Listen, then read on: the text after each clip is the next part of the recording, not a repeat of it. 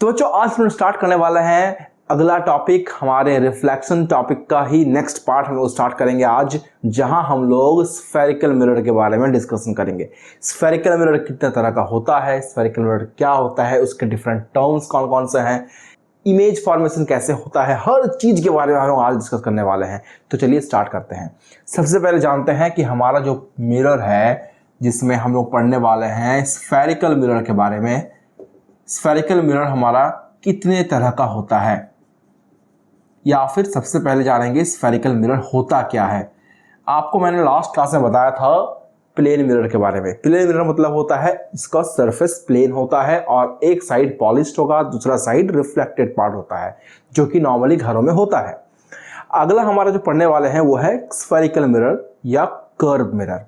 Spherical mirror का shape कैसा होता है, ऑब्वियसली बात है, नाम से ही क्लियर है, स्फीयर के शेप का होता है ये, है ना। और ये स्फेरिकल मिरर को हम लोग दो अलग पार्ट में कट करते हैं, ठीक है, और हमें दो डिफरेंट शेप के मिरर मिलेंगे इससे। जब इसको हम लोग दो पार्ट में कट करते हैं तो दो अलग अलग मिरर मिलता है। पहला मिरर जो होता है सर हमें, जिसमें अंदर वाला पार्ट जो है वो पॉलिश रहता है और बाहर वाला पार्ट जो है वो रिफ्लेक्टिंग सरफेस रहता है। और सेकंड मिरर जो होता है जिसमें बाहर वाला पार्ट पॉलिश्ड होता है और अंदर वाला पार्ट रिफ्लेक्टिंग सरफेस होता है। तो जिसमें बाहर वाला पार्ट पॉलिश्ड किया हुआ रहता है उसे हम लोग कहते हैं कॉनकेव मिरर, और जिसमें अंदर वाला पार्ट पॉलिश किया हुआ है इसे हम लोग कहते हैं कॉन्वेक्स मिरर। ठीक है, ये है दो मिरर जिसके बारे में हम लोग पूरे चैप्टर में उसमें हम लोग डिस्कस करने वाले हैं। अभी इन दोनों मिरर्स के अलग अलग बहुत सारे टेक्निकल टर्म्स होंगे जिसको हम लोग जानने वाले हैं। सबसे पहले हम देखने वाले हैं कॉनकैव मिरर के बारे में, ठीक है, कि कॉनकैव मिरर का अलग अलग टेक्निकल टर्म्स कौन कौन से होते हैं। कॉनकैव मिरर का शेप को पता होगा, जिसमें बाहर वाला पार्ट जो है पॉलिश्ड रहता है और अंदर वाला पार्ट जो है वो रिफ्लेक्टिंग सरफेस रहता है। ठीक, चम्मच देखियो आप, स्पून का अंदर वाला पार्ट को मान लो कॉनकैव मिरर वाला पार्ट है और बाहर वाला पार्ट को मान लो कॉन्वेक्स मिरर वाला पार्ट है। अगर आपको ज्यादा कंफ्यूजन हो तो आप ऐसे भी इसको याद रख सकते हो, ठीक है। तो चलिए, हमारा जो ये दिख रहा है मिरर, इसमें एक बिल्कुल सेंटर वाला पार्ट होता है जिसको हम लोग, जो कि इसके सरफेस के ऊपर होता है, इस सेंटर वाले पार्ट को कहते हैं पोल, जो कि इस मिरर के सरफेस पर रहता है। इस पॉइंट को बोलते हैं पोल। इस पोल से होते हुए एक इमेजिनरी लाइन पास करेगा और इस डॉटेड लाइन, इमेजिनरी लाइन को हम लोग कहते हैं प्रिंसिपल एक्सिस। और ये प्रिंसिपल एक्सिस जो होता है, एक दूसरा पॉइंट भी होगा इस मिरर में जिसको हम लोग बोलेंगे सेंटर ऑफ कर्वेचर, जिससे सेंटर ऑफ कर्वेचर और पोल, इन दोनों से होते हुए ये लाइन पास करता है और इस लाइन को हम लोग कहते हैं प्रिंसिपल एक्सिस। बेसिकली ये लाइन जो होता है ये इमेजिनरी लाइन होता है, रियलिटी में ऐसा कोई लाइन एग्जिस्ट नहीं करता है। अच्छा, हमारा ये हो गया सेंटर ऑफ कर्वेचर, ये हो गया पोल, और ये लाइन जो हमारे बीच से पास हो रहा है इसको बोलते हैं प्रिंसिपल एक्सिस। ठीक है सर। अब इस प्रिंसिपल एक्सिस के ऊपर में जस्ट इस सेंटर ऑफ कर्वेचर और पोल के एकदम एग्जैक्टली बीच में एक पॉइंट होता है, इसे हम लोग कहते हैं फोकस पॉइंट या प्रिंसिपल फोकस। ये जो प्रिंसिपल फोकस होता है ये एग्जैक्टली सी और पी के बीचों बीच प्रेजेंट रहता है। सेंटर ऑफ कर्वेचर और पोल के बीच का जो डिस्टेंस होता है बेटा, इसको बोलते हैं radius of curvature, capital R. और फोकस और पी के बीच का जो पॉइंट होता है, डिस्टेंस होता है, इसको बोलते हैं फोकल लेंथ, यानी कि स्मॉल लेटर का एफ। ये सारे टर्म्स होते हैं जो कि एक कॉनकैव मिरर से रिलेटेड हैं। मैं थोड़ा सा रिवाइज करवा देता हूं। कॉनकैव मिरर जिसका बाहर वाला पार्ट पॉलिश रहता है, अंदर वाला पार्ट रिफ्लेक्टिंग सरफेस रहता है, और इस सरफेस के ऊपर में बिल्कुल बीचों बीच एक पॉइंट होता है, इसको बोलते हैं पोल। और इस मिरर का एक ज्योमेट्रिकल सेंटर भी होता है जो कि होता है centre of curvature. Centre of curvature और पोल से होते हुए जो लाइन पास करती है एक इमेजिनरी लाइन होती है, इसको कहते हैं प्रिंसिपल एक्सिस। और प्रिंसिपल एक्सिस के ऊपर सी और पी के बीचों बीच एक पॉइंट होता है जिसे हम लोग कहते हैं फोकस या फिर principal focus. Centre of curvature और पोल के बीच का डिस्टेंस जो होता है बेटा उसको बोलते हैं रेडियस ऑफ कर्वेचर।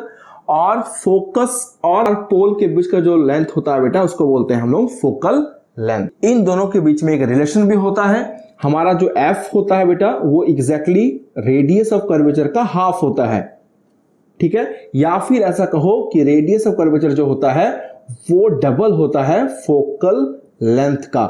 यानी कि अगर हम लोगों का रेडियस ऑफ कर्वेचर 6 सेंटीमीटर का है तो फोकल लेंथ 3 सेंटीमीटर का होगा। ठीक उल्टा कर दो, अगर हमारा फोकल लेंथ 5 सेंटीमीटर का है तो रेडियस ऑफ कर्वेचर 10 सेंटीमीटर का होगा, यानी कि उसका डबल। तो बेटा अब हम लोग देखने वाले हैं कॉन्वेक्स मिरर में फोकल पॉइंट यानी कि प्रिंसिपल फोकस, प्रिंसिपल एक्सिस और centre of curvature, radius of curvature और फोकल लेंथ कहां पर होता है, कैसे होता है। ठीक है, चलिए हम लोग बनाते हैं एक कॉन्वेक्स मिरर। कॉन्वेक्स मिरर का स्ट्रक्चर कुछ ऐसा होता है बेटा, जिसमें ये अंदर की और पॉलिश रहती है सरफेस। इसमें सेंटर वाला पार्ट होगा एक, जिसको हम लोग बोलेंगे पोल, ऑब्वियस सी बात है। और इसमें भी होगा सेंटर ऑफ कर्वेचर। अब सवाल ये आता है कि जब हम लोग देखे थे कॉनकेव मिरर, चलिए मैं कॉनकेव मिरर यहां बना रहा हूं एज अ रेफरेंस के लिए। कॉनकेव मिरर में बाहर वाला पार्ट हमारा पॉलिश था और इसमें भी एक पोल था और यहां पर एक सेंटर ऑफ कर्वेचर था।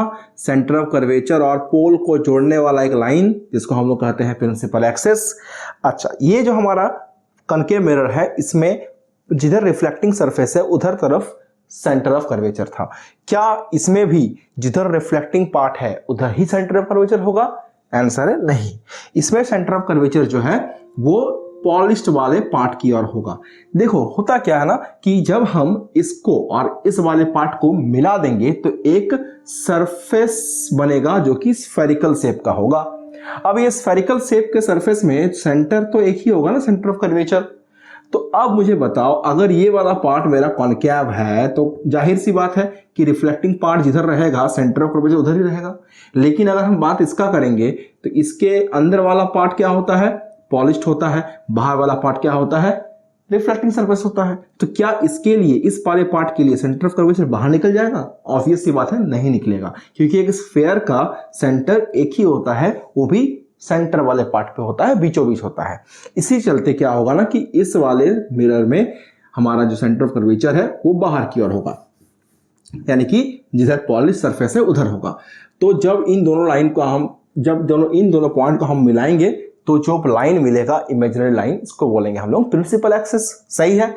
और इन दोनों के बीच के लेंथ को हम लोग एज इट इज जो बोले थे रेडियस ऑफ कर्वेचर बोलेंगे। और इनके बिल्कुल सेंटर में जो पॉइंट मिलेगा इसको बोलेंगे प्रिंसिपल फोकस। और पोल से प्रिंसिपल फोकस का जो लेंथ होगा बेटा, इसको हम लोग बोलेंगे फोकल लेंथ। इसमें कोई चेंजेस नहीं है, जो यहां पर था कॉनकेव मिरर में सेम टू सेम सब कुछ वहां पर भी आपको देखने के लिए मिलेगा। ये रेडियस ऑफ कर्वेचर, फोकस से पोल का डिस्टेंस को बोलते हैं फोकल लेंथ। दोनों ही केस में रेडियस ऑफ कर्वेचर का फॉर्मूला होता है 2 इंटू फोकल लेंथ और फोकल लेंथ का फॉर्मूला होता है रेडियस ऑफ कर्वेचर बाय 2। दोनों केस में फॉर्मूला सेम रहेगा विदाउट एनी चेंजेस। सारे जो मेजरमेंट होंगे, यानी कि रेडियस ऑफ कर्वेचर जो लेंथ है, ये मेजरमेंट, फोकल लेंथ, ये सब मेजरमेंट जो होगा वो स्टैंडर्ड मेजरमेंट यूनिट में होगा, यानी कि सेंटीमीटर, मीटर, इनमें होता है मेजरमेंट।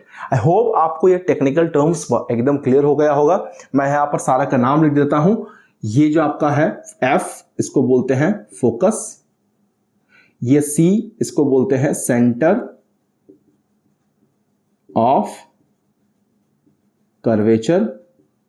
ये जो लेंथ है यानी कि आर, इसको बोलते हैं रेडियस ऑफ कर्वेचर। ये जो हमारा एफ है इसको बोलते हैं फोकल लेंथ। ये जो हमारा पी है इसको बोलते हैं पोल। और ये जो लाइन है इमेजिनरी लाइन, इसको हम लोग कहते हैं प्रिंसिपल एक्सिस। Principal axis. यही सेम नेमिंग जो होंगे वो कॉन्वेक्स मिरर के केस में भी सेम रहेगा विदाउट एनी चेंजेस। तो आई होप आपको जो स्फेरिकल मिरर का बेसिक इंट्रोडक्शन है, टेक्निकल टर्म्स हैं, वो सारा क्लियर हो गया होगा। अगले क्लास में हम लोग इन दोनों मिरर्स के हेल्प से इमेज फॉर्मेशन को देखने वाले हैं कि अलग अलग कहां कहां पर ऑब्जेक्ट को रखने पर इन मिरर्स में इमेज फॉर्म होता है, उन इमेज का नेचर कैसा होता है, साइज कैसा बनता है, ये सब के बारे में हम लोग नेक्स्ट क्लास में स्टडी करने वाले हैं। तब तक के लिए टेक केयर, खुश रहें, गुड बाय।